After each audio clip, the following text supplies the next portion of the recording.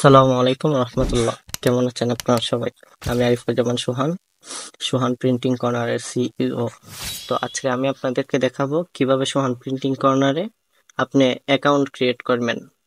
এখানে corner log in option দেখতেছেন, log ইনে ক্লিক করলেন।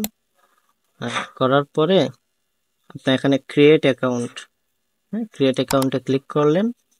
করার পরে এখানে নাম, ইমেল অ্যাড্রেস, পাসওয়ার্ড এবং এগ্রি। হ্যাঁ, নাম দিয়ে দিলাম, যেমন সোহান মিয়া। আমার ইমেল আইডি দিয়ে দিলাম,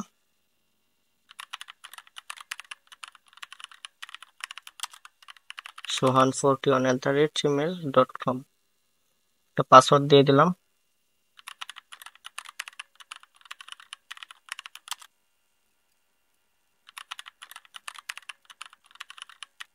এগ্রি দিয়ে রেজিস্টারে ক্লিক করে দিলাম।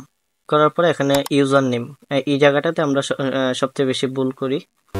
এখানে ইউজার নেমটা অবশ্যই ছোট হাতের অক্ষর হতে হবে, প্লাস কোনো স্পেস ছাড়া হতে হবে।